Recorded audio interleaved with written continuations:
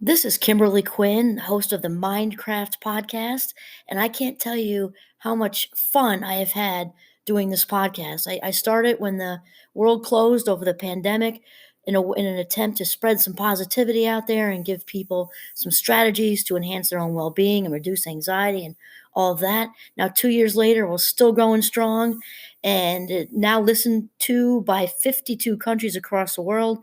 And I've even helped some of my students get going with their own podcasts. It's super easy to do. And I'll tell you, if you haven't heard about Anchor by Spotify, it is the easiest way to make a podcast with everything you need all in one place. I'll just explain for you. Anchor has tools that allow you to record and edit your podcast right from your phone or computer. When hosting on Anchor, you can distribute your podcast on listening platforms like Spotify, Apple Podcasts, and more. It's everything you need to make a podcast in one place. And best of all, Anchor is totally free. Download the Anchor app or go to anchor.fm to get started. It is a ball. Start today. Greetings, Minecrafters, and welcome to another exciting, interesting, hopefully, Minecraft discussion today on downshifting. This is about living life in a lower gear. And my name is Kimberly Quinn, and I am happy to have this conversation with you this morning. And I'm telling you, I get inspired. I'm kind of led around by that inner voice, as I think many of you know. And here, at least here in northern Vermont, I've chosen to take a remote day today, actually, to work. I don't consider doing podcasts or YouTube videos work because I have so much fun with it. I actually don't consider teaching work either for the same reason. But anyway, I'm having a very productive day. That's actually part of the irony we're going to talk about. So when we downshift, we actually end up sort of being more productive, whatever that means. It doesn't necessarily have to be work. It can be more productive in our relationships, just more creative, more productive with self care and rest. And so right now, just describe for you, I'm in the living room with our golden retriever Giovanni, and it's a very sort of raw, rainy day, and there's this lovely mist rolling through the trees. It's not rolling, mist doesn't roll. Sorry, sitting in the trees, and it's such a contemplative day, just super conducive to downshifting, even though I'm actually busy, doing all things well-being. It's just this wonderful, lovely place to be in because it feels like a very just a wonderfully slowed down pace, which I needed after this week of the research I've been doing in it. So I guess what I'm saying is I'm really into walking the talk, as they say, not just saying, "Oh, let's downshift," and then I don't do it myself. And also, the fire is going, and this is exactly what I needed on this day, and something I'd like to talk about with all of you. I think most of us are aware of the Henry David Thoreau story, right? And he, one of his many rock solid quotes, he says, "Things do not change, we change." And at least for me, I know that all too well because I operate at warp speed, and that is actually okay as long as you are relaxed. The key is being relaxed and living in the moment, because if you're not living in the moment, you're missing out on your life. And I very boldly say that in my Minecraft classes. I just shared that with a couple of presentations I did just 2 weeks ago. If again, you can move fast as long as you're moving it, as long as you're taking it in, I guess is what we're saying. So the downshift is relative based to what your own operating speed is. And for me, it means making sure that I am being present in this moment. And Thoreau obviously did a very good job with that. And paraphrasing, I'm not looking at anything to read about this right now. Just that I have this in my head because I live by it. When he kind of packed everything up and headed to the woods, and his big fear was, to get to the end of his life and realize that he hadn't lived at all. And I think many of us, um, we can be on the path towards, ending up in that place and realizing, like, where did it all go? And do we want it to say on our tombstone or cremation stone? I'm not sure how they do that. She never She never, took a remote day at work, and she just, she was everybody's everything all the time. She hung out with a lot of acquaintance people who were obligations, maybe nice people, but obligations. And because of that, she wasted enormous amounts of life minutes. And for what? And then it's over. We go sliding into home, and that's it. And we realize that we missed out on a heck of a lot of just precious, precious, these valuable life minutes. And I'm inspired by so many people. I know that I listen to podcasts just constantly. Wayne Dyer's a big one. My dear friend Oprah, and I have a whole list of people I listen to, and also I read. Sarah Von Bradnick has a daily book that I often read from. So I just want to say, shout out, I'm inspired by her today, even though also read this in all different other areas as well. And she talks about the fact that Thoreau didn't set out to become, this patron saint of simplicity. And she explained to us, she says, actually, he sought a job as a highway surveyor with the city of Concord, Massachusetts, in order to support his meager earnings as a writer. And she says for years he had been the de facto keeper of passable paths around the town, and the public had testified to the quality of his work. And then she says, nonetheless, the town officers declined to pay him a salary for his efforts. Packing his pens, bottles of ink, and paper, the would-be municipal employee borrowed an axe and headed for Walden Pond to conduct an experiment with life. And I think we all know how that mapped out. And when he downshifted and allowed all this quiet and this solitude, to kind of enter his life, his whole internal world opened up. I don't mind, humbly sharing with you that I've been revisiting this myself, because I don't know if any of you have this experience, but you're feeling like you're getting in a nice balanced place, whatever that means for you. And again, I love what I do, so I'm kind of flying around all the time. Though still, even though I'm good at handling a lot of balls in the air, the last couple weeks have admittedly been a lot, and that's and my cup runneth over, absolutely runneth over. I'm working on a research project, which is so exciting, and it's also a privilege, and it's also in addition to everything else I'm doing with teaching and my other well-being stuff.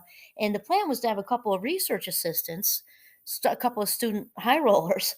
And here's the thing: in April, our high rollers are all busy high rolling. They've got their research projects and their capstones, and so long story made short, it's all me for 4 weeks. So granted, it has a start and a stop, and I was still, when reading, thinking about Thoreau, all of our life minutes are important. 4 weeks from now is important, but today's important. And sometimes downshifting doesn't mean making some gigantic change in our lives, and it can. But it can also mean just a small change, because every day I reminded myself, this day is important. I'm not just going to survive and get through till everything's done in 2 weeks. Today is important. If today were the last day of my life, I need to make sure these life minutes are worthwhile. And so I actually had a meeting yesterday. I had quite a nice, long, but very nice day ahead with Defense Against the Dark Arts Club and just everything I love. And in addition, with all the testing trials going on with the research project by myself, I needed somewhere to create a breather. And I had a meeting in the morning, and I called my colleague. I said, "Can we just do the meeting virtually before I head into campus? Because I've got all that going on until the evening. It would really be helpful to, if I, got a couple of hours back in the morning, to just start the day with much more ease." And so she said, "Of course, sure." And wow. And that, we're not talking about a big monumental life change. This was just, I was able to head into campus a couple of hours later, hang out with Giovanni, the golden retriever, for a couple hours, savor my tea, look out at the view, and then I went in to do testing trials and teach, and then run the Defense Against the Dark Arts Club at night. And it was all so incredibly enjoyable because I downshifted in the morning, and it wasn't, again, anything monumental. And wow, it turned my whole day around. And it was just, the whole day was wonderful. And another downshift strategy I've had to embrace myself, I talk about this in presentations. I've had to embrace myself just during this 4 weeks of this experiment is, people are so big on to-do lists. They're just so big on to-do lists. And I've actually not been that person ever, to be truthful with you, but I think that has to do with my fast mind wiring.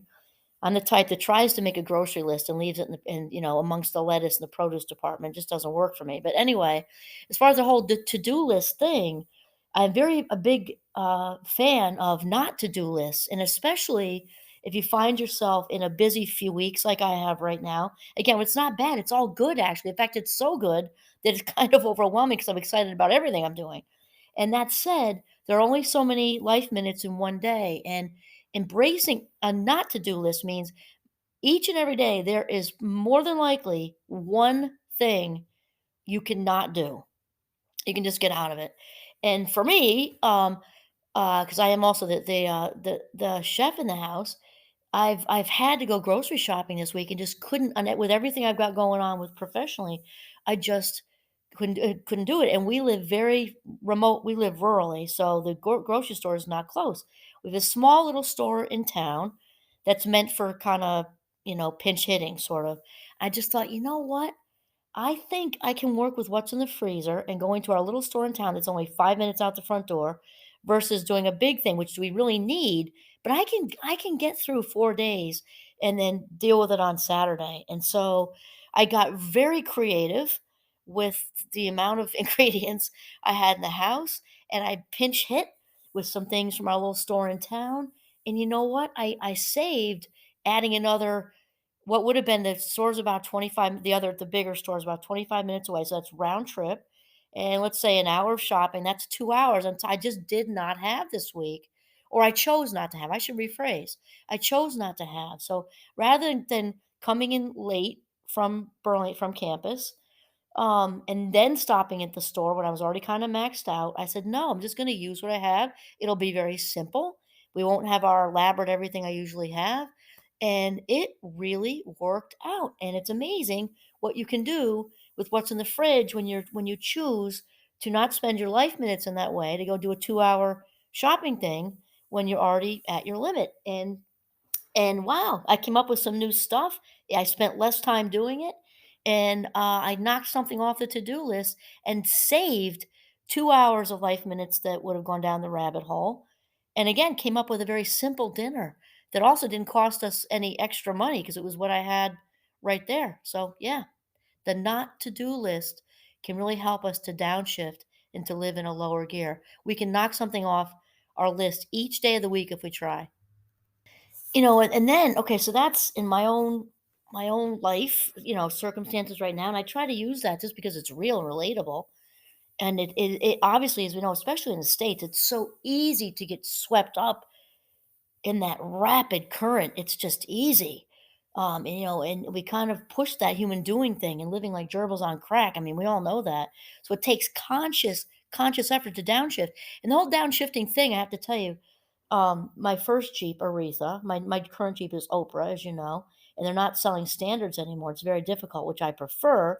Talking about downshifting, I know when I had Aretha, and she was a standard, my Jeep, there's the downshifting thing is so wonderfully metaphorical for what we're talking about because obviously it slows you down.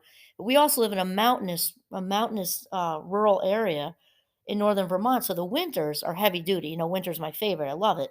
Though coming down the J Peak Road, it can feel like a sled ride to death. And with a standard, the downshifting thing, especially in the winter, it slows you down, but metaphorically for me, it can be a dramatic slowdown. Like you can feel like as if you're almost spinning out of control sometimes. In the snow, and you pick up speed, and that it fits for life, I think, because we can feel like it's spun out of control, and maybe again, maybe it's all good stuff like that's going on with me. Um,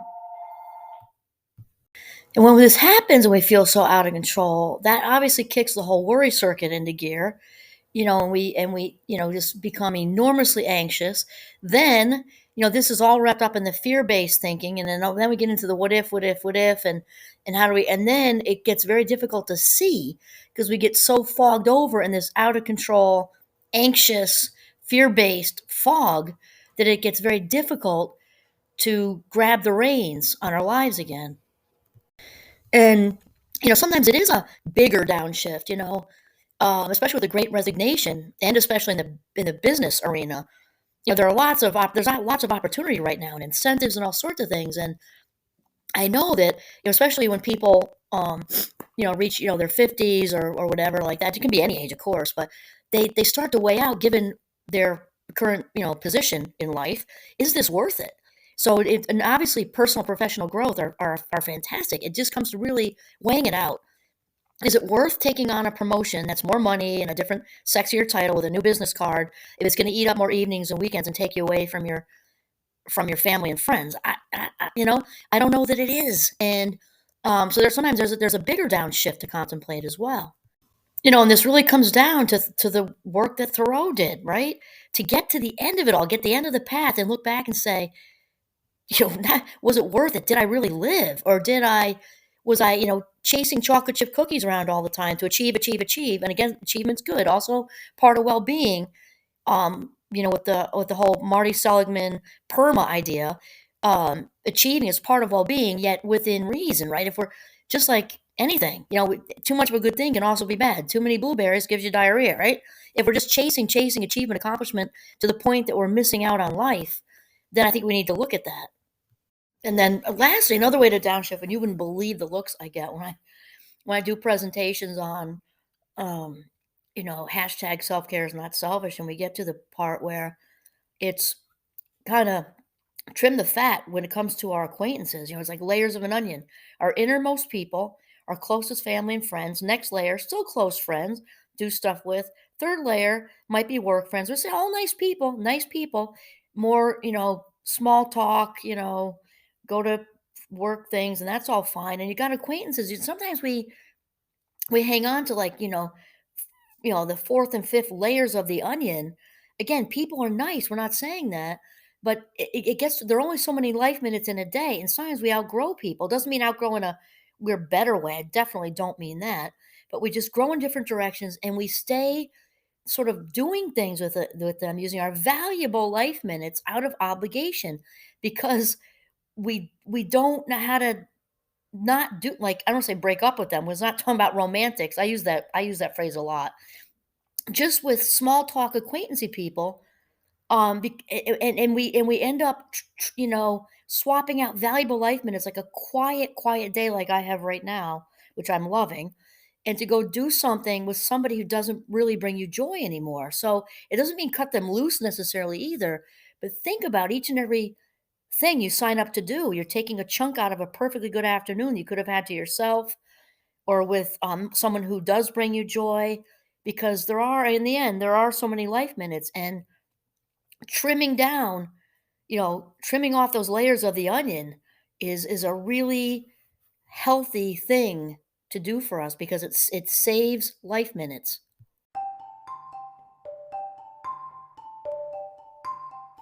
Okay, downshift means living your life in a lower gear, and it also just saves those precious, precious life minutes. Use them wisely, spend them like cash. This is Kimberly Quinn signing off from Northern Vermont. Have a mindful day.